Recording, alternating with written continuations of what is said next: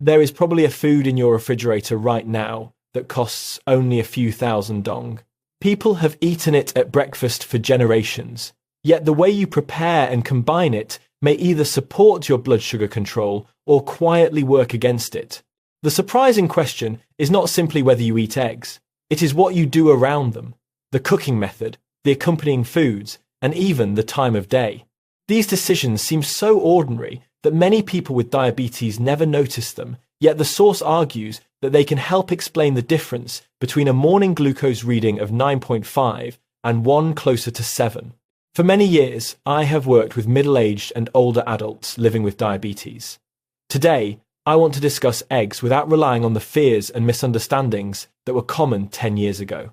Please stay until the end, because we will examine a rarely discussed question, the best time to eat eggs in relation to the body's natural morning hormone cycle. Once that mechanism makes sense, you may see breakfast very differently. Before we begin, tell me where you are watching from: Hanoi, Ho Chi Minh City, or another province. Leave your location in the comments. I read every response and want to know who is joining this conversation. Let us start with the foundation. In type 2 diabetes, the central problem is not always an inability to produce insulin. Many people continue producing a normal amount or even more than normal. The deeper issue is insulin resistance. Cells in the muscles, liver, and fat tissue stop responding properly to insulin's message. Imagine insulin standing outside and calling loudly while the cells cover their ears. The signal exists, but the response has weakened. What does that have to do with eggs? Morning food choices, particularly the balance between protein and carbohydrate, can influence the glucose response after breakfast and may affect metabolic control during the rest of the day. High-quality protein in the morning can moderate the rise in blood sugar after a meal in two ways. First, protein slows the movement of food from the stomach into the intestine. Glucose then enters the bloodstream more gradually, like water dripping through a tap rather than being poured from a bucket. This matters because the height and speed of a post-meal rise are not determined by one ingredient in isolation. The stomach receives the entire breakfast and processes it as a mixed meal. When rapidly digested starch and liquid sugar dominate, glucose can arrive quickly. When protein, fiber-rich vegetables, and an appropriate amount of fat are present, digestion may proceed more slowly. The glucose meter reflects the combined meal, not the health claims printed on each individual package. Second, amino acids in protein, including leucine, can support the timely insulin response from the pancreas. 2 medium eggs contain roughly 12 to 13 grams of complete protein. Complete means that the food provides all 9 essential amino acids that the body cannot manufacture for itself. Eggs also contain almost no carbohydrate, so their glycemic index is close to 0. By themselves, they do not cause the glucose rise associated with bread, porridge, or sweet drinks. That advantage depends on how the meal is constructed. Fry an egg in butter, place it on white bread, and drink sweet fruit juice beside it, and the overall metabolic effect changes. The egg has not become different. Everything surrounding it has overwhelmed its benefit. Some viewers may still worry about cholesterol. For years, many doctors, relatives, and popular articles told people with diabetes that eggs were dangerous because cardiovascular risk was already high. Some families removed eggs from breakfast and replaced them with bananas, low-fat milk, cereal, or sweet porridge, believing that these choices were safer. The source argues that current research has changed this general view for most adults, including many people with type 2 diabetes. Dietary cholesterol from eggs often has a smaller effect on blood cholesterol than once assumed. Refined carbohydrates, added sugar, trans fats, and excessive saturated fat may be more important drivers of an unfavorable lipid profile. Research published in the American Journal of Clinical Nutrition has examined whole eggs in relation to HDL function, including HDL's role in cholesterol transport. The source also cites a 2025 clinical trial reporting that 2 eggs per day within a diet low in saturated fat reduced LDL cholesterol. The practical message is that the egg itself may not be the main problem. The fat used for cooking and the refined carbohydrate served alongside it may matter much more. This distinction helps explain why two people can both say, "I ate eggs for breakfast," yet record very different results. One person ate boiled eggs with vegetables and water. The other ate fried eggs, a sweet baguette, processed sausage, and orange juice. The common ingredient does not make the two breakfasts metabolically equivalent. To evaluate a meal honestly, list everything on the plate and in the cup. Consider the experience of a patient I will call Aunt Kelly. She was 68 and had lived with type 2 diabetes for almost 10 years. She was disciplined, took her medicine regularly, read health information, and genuinely tried to make good choices. Nevertheless, her HbA1c remained at 7.8% for 2 years, while her morning glucose was usually above 8.5 mmol/L. When I asked about breakfast, she described it with pride. At 6:30 each morning, she took her medicine and prepared what she considered an exceptionally healthy meal. Oatmeal with 1 spoonful of honey and a few raisins, a glass of freshly squeezed orange juice, and occasionally a small slice of low-sugar, whole wheat bread from a health food shop. Aunt Kelly had not been careless. Everything on the table had been marketed as healthy. I asked her to use her glucose meter 45 minutes after breakfast and again at 90 minutes, record each result and return after 1 week. Her reading at 45 minutes was 11.8 mmol/L. At 90 minutes, it remained 10.9 mmol/L. The same pattern appeared morning after morning. I explained that the breakfast she trusted was pushing her glucose very high each day. Oatmeal, including whole grain oatmeal, still breaks down into glucose, particularly when there is not enough protein to slow the meal. Honey is a simple sugar absorbed rapidly. Raisins are small, but drying has concentrated their sugar. Orange juice has lost much of the intact fruit's fiber, allowing its sugar to enter the bloodstream quickly. Whole wheat bread remains a starch, even when the label sounds healthy. Before 8 o'clock, Aunt Kelly's metabolism was already working intensely. She had not failed. She had been acting on incomplete information. I suggested one controlled change. She replaced that breakfast with 2 eggs cooked without added oil, half an avocado, and mushrooms with spinach or sliced tomato.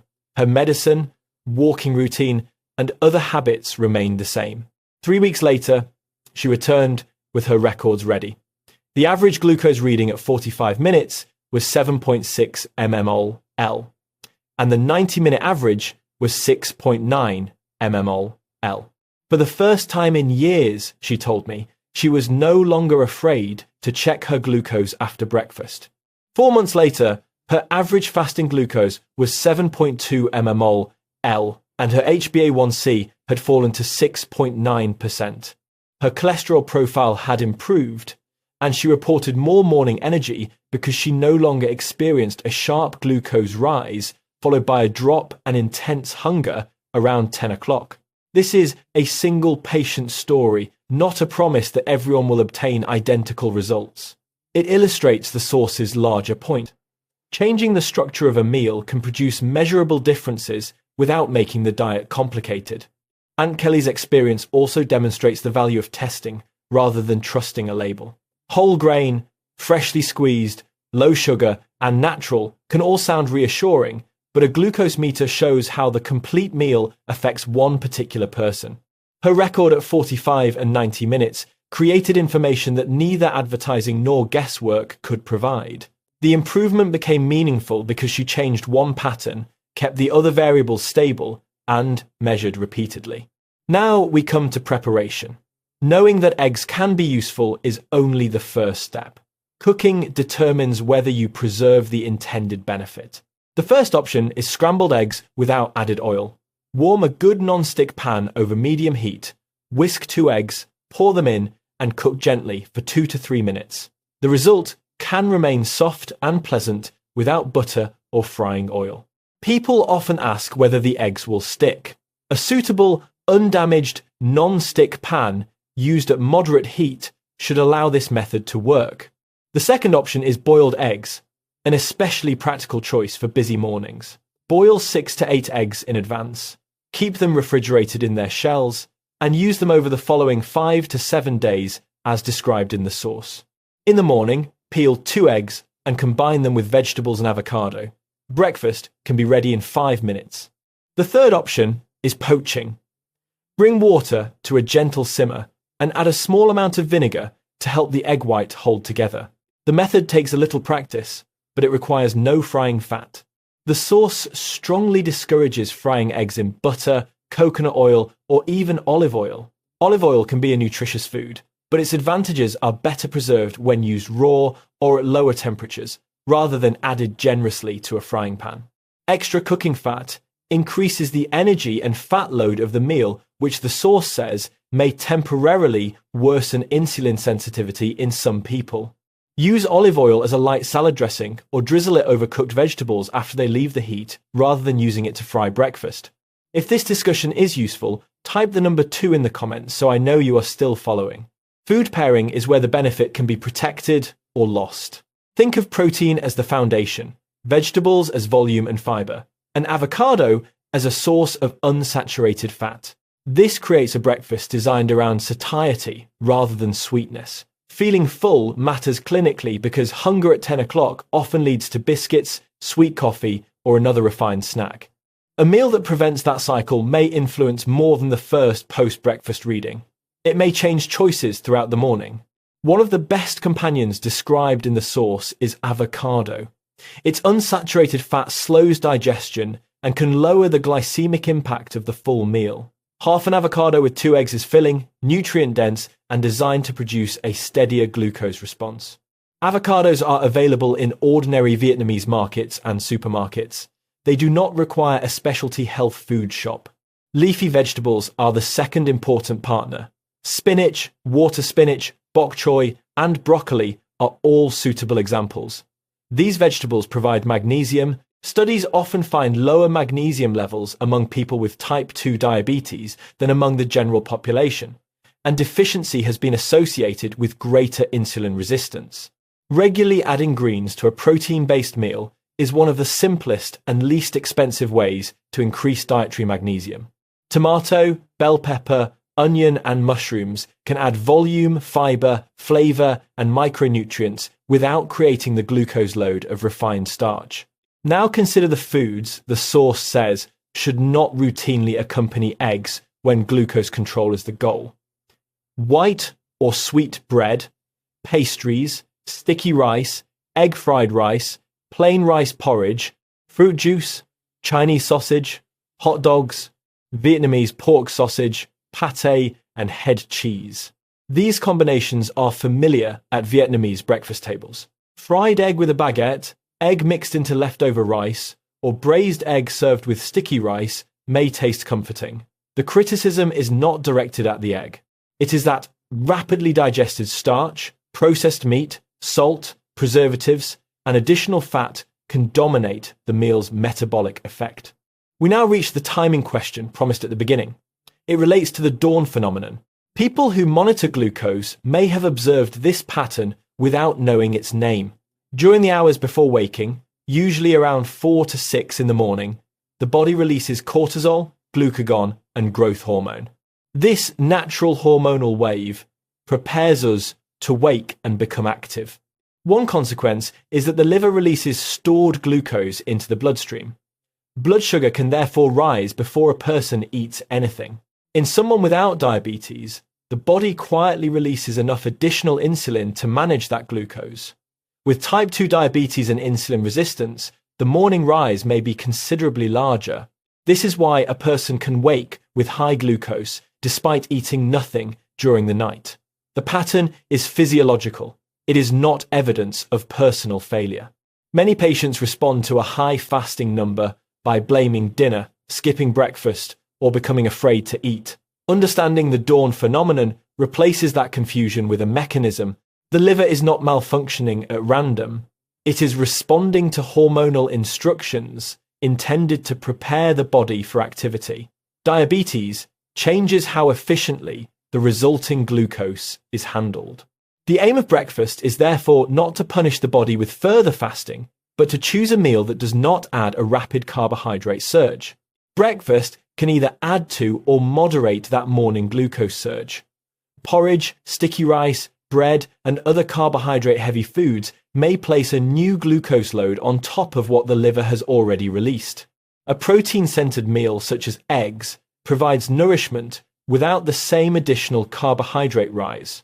Within the source's plan, eggs should be eaten within 30 to 60 minutes after waking. The intention is to provide an early protein signal rather than leaving the morning cortisol glucose period without nutritional structure. The source advises against waiting until 9 or 10 o'clock or skipping breakfast in the belief that fasting will automatically lower glucose. This recommendation will not suit every diabetes treatment plan. People using insulin or medicines that can cause hypoglycemia need individualized timing from their medical team. Let me share another example. Mr. Van Hung, a 63-year-old retired teacher, came to me because his morning glucose would not improve. Fasting readings repeatedly ranged from 8 to 9.2 mol, even though his daytime control was fairly good. Mr. Hung already ate eggs for breakfast. The problem appeared elsewhere. Dinner typically included white rice, braised fish or pork, and vegetable soup. At about 9 in the evening, he often ate longan or a bowl of sweet mung bean soup because he felt slightly hungry. I explained that a carbohydrate-heavy evening gives the liver a substantial glucose supply during the night. When the dawn hormone cycle arrives, the liver may release glucose more forcefully. A lower carbohydrate dinner centered on protein and vegetables may reduce that overnight load.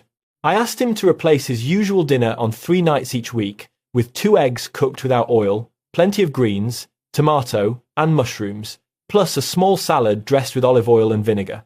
On those evenings, he ate no rice or bread. He did not need to change every dinner.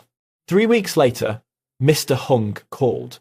His average morning glucose had fallen from 8.7 to 7.4 mmol. When his family doctor reviewed the record, she asked which medicine had changed. He answered that he had simply changed dinner 3 times per week. Again, one story cannot predict another person's response. It demonstrates why food can be viewed as a measurable part of a treatment strategy rather than merely a source of calories. Mr. Hung did not remove every favourite food or follow an extreme plan 7 nights per week. He changed 3 dinners, observed the next morning's response, and showed the record to his doctor. That modest design made the experiment realistic enough to continue.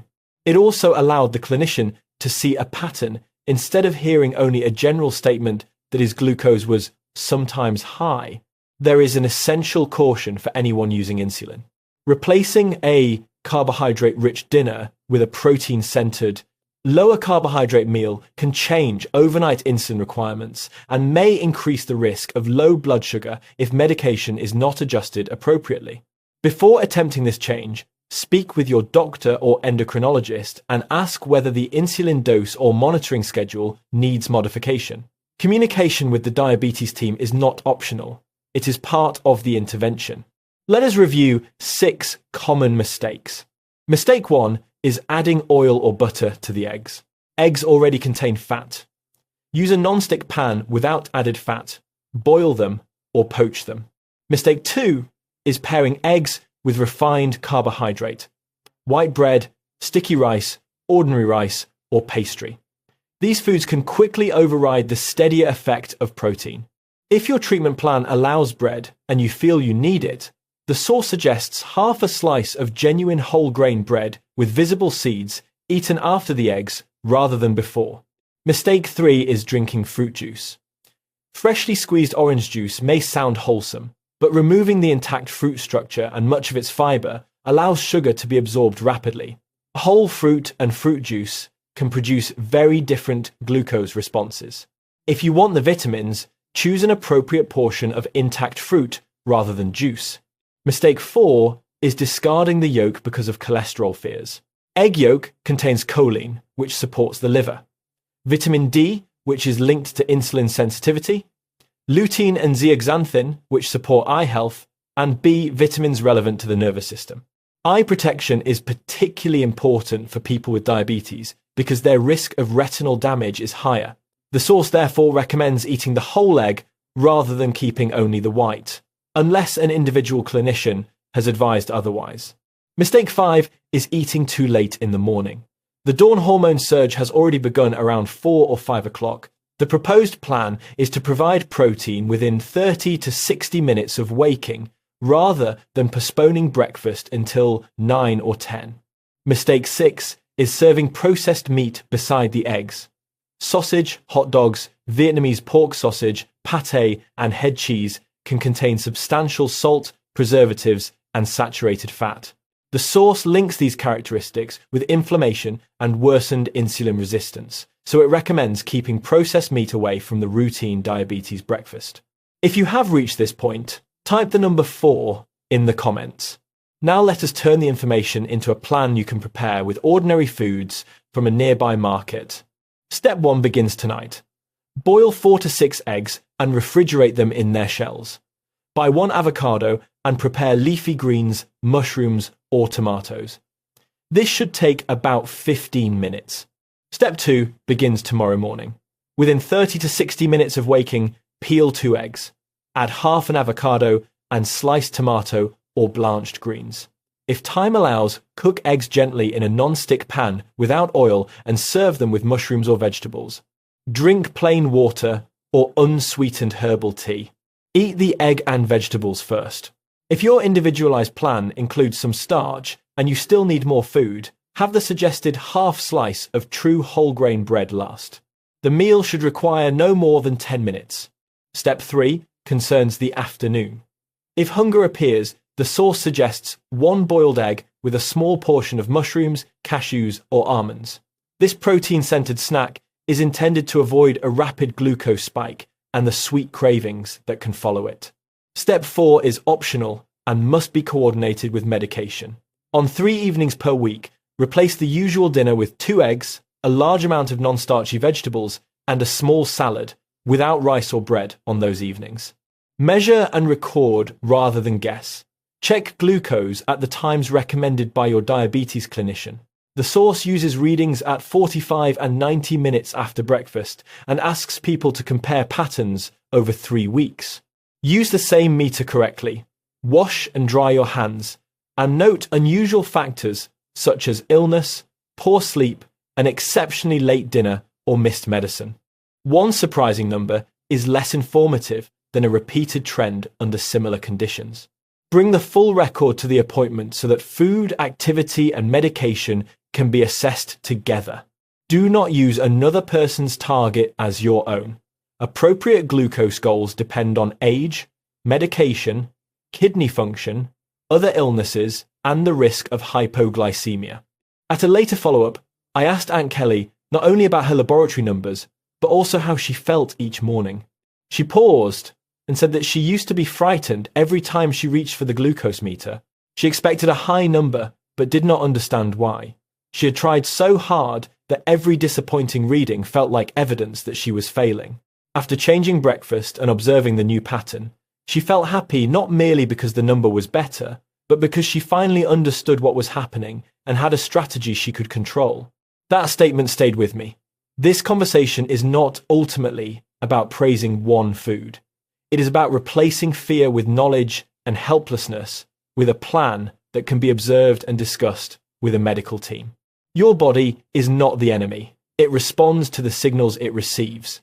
Sometimes a better balance of protein, carbohydrate, fiber, and fat provided at a suitable time can produce a faster change than expected. At other times, medicine, meal timing, sleep, activity, or another health condition may be the dominant factor. That is why records and professional guidance matter. If the plan is appropriate for you, begin tomorrow with 2 eggs cooked without added oil, half an avocado, and mushrooms, tomato, or leafy greens within an hour of waking. Continue for 3 weeks while monitoring according to your clinician's instructions, then review the results. Return and tell me what you observed. A useful record includes the meal, the time, glucose readings, medication, and any symptoms, not only the best number. If this video offered a new perspective or one practical idea you can discuss with your doctor, please press like. It helps me understand whether to continue creating this kind of content. Share the video with a relative or friend who is struggling with glucose, despite trying many approaches. Sometimes one piece of information received at the right moment can change the next conversation with a doctor. This video is for general education and information. It is not medical advice, does not diagnose diabetes, and does not replace a doctor, endocrinologist, or registered dietitian who knows your personal history. Always consult your medical team before changing meal timing, carbohydrate intake, medication, or insulin. This is especially important if you use insulin, a sulfonylurea, or any treatment capable of causing hypoglycemia. Seek prompt care for severe or recurrent low blood sugar. Thank you for watching, and I will see you in the next video.